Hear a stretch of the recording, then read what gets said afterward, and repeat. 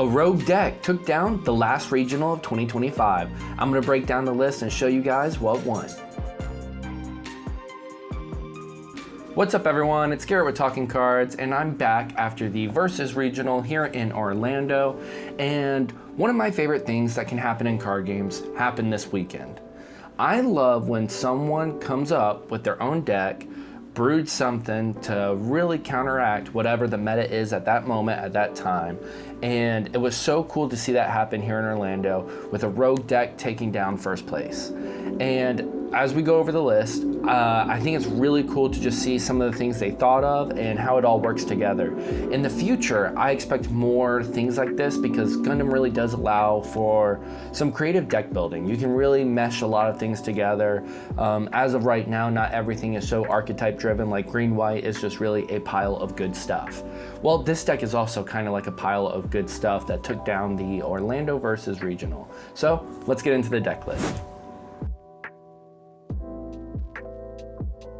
So what was the secret sauce they played to win the Orlando Regional? Well, it was red-blue. And not the red-blue we're used to. Not Merida, not Kshatriya, not like, Unicorn, not the things we are used to. Here we have a red-blue aggro deck with some support with Versalius and BQ to just kind of boost our stats up, still our pingers with Anksha and Guntank, and then we just have our aggro units like, 11 level 2 cost 1, 2/2s.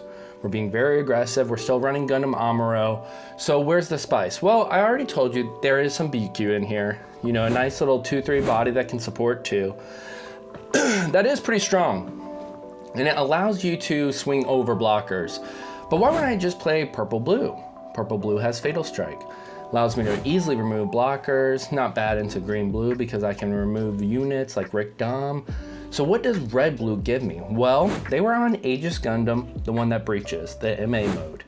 And what's unique about this card is with Atherin, it can also swing into active units. And that's what this deck got out of this. Like, why build this deck? That's what I always ask myself whenever I wanna, try to build a deck. What am I trying to do? What am I improving on? And how does this separate itself from other decks in that archetype? And we'll say archetype meaning aggro. The aggro format is already dominated by green-blue and purple-blue.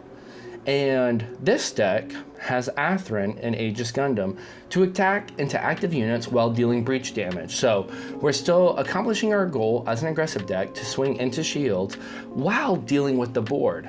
We also deal with board through our blue pingers, just like the other two aforementioned aggro decks. So on top of that, we have our pingers. And of course we have Versaga, which is a 2 of in this list, 4/4 unit with breach 1. But on top of that, when you play that card, if your opponent has 3 or less shields, which since we're an aggro deck, that's our goal, we get to ping something for 2 damage.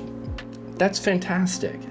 And just being able to deal with bodies in a way that we are proactive with these breach units, with the pingers, and where we can still accomplish our goal of attacking the shields is what really separated this deck from, let's say, purple-blue. Purple-blue does not have breach.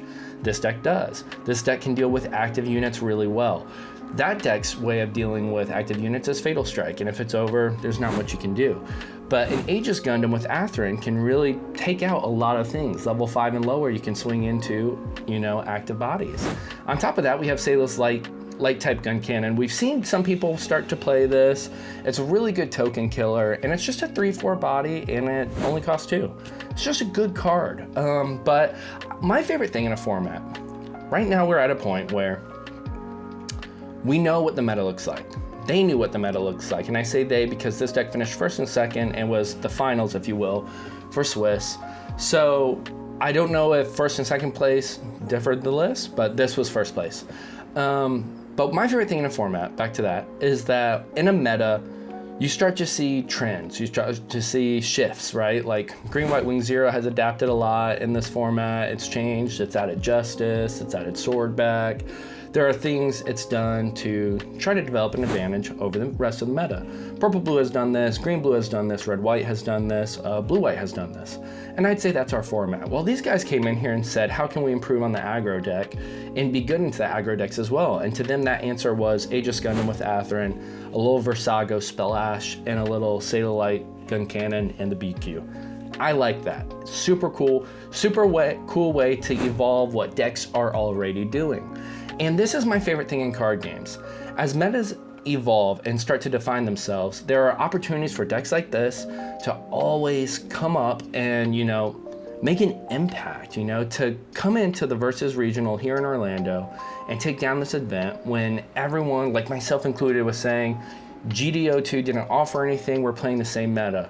Well, that still reigns true. We are playing the same meta. There's not a lot of GDO2 in this deck. We have 2 Versago and 2 Sailor's Light Gun Cannon, and really that's it. We have High Zac, but that could have been any 2 too. But, so it's not like this deck couldn't have been a deck in set 1. The 2 Versago I think are important, and as well as the Sailor's Gun Cannon, but it's just so cool to see that over this course of the format where we thought everything was figured out, someone found a way to improve on something and add another deck, add another color, a flavor of a deck even, I'd say. Because this is still just blue good stuff. And then here's this splash of red where no one's using it right now. I think we could take advantage of this stuff and do something other decks aren't. You know, swinging into active with Breach is actually really crazy. Look at Wing Gundam Starter. We do it all the time in green-white. And it's crazy whenever you do it. Like, Atherin being able to allow, you know, link units to do that is really, really strong. So I love this deck. I love what they came in and did. And, you know, congrats off to both players who played this deck and the winner, of course. And I hope you guys enjoy this, because anytime this happens, I'm going to highlight it, because like I said, this is my favorite thing in card games. This is what I play card games for. I like to be the one who builds these type of things or evolves a deck. That's like my favorite thing. I love deck building. And I think Gundam offers a lot of deck building opportunity. And that's why I can't wait to see the card pool expand, especially with future sets, because I think we can get more creative things like this more often. So thanks for watching, guys. As always, please like, comment, and subscribe. And don't miss out on any future Gundam content that I'll be making. So make sure you hit that subscribe button so you don't miss it. And thanks for watching.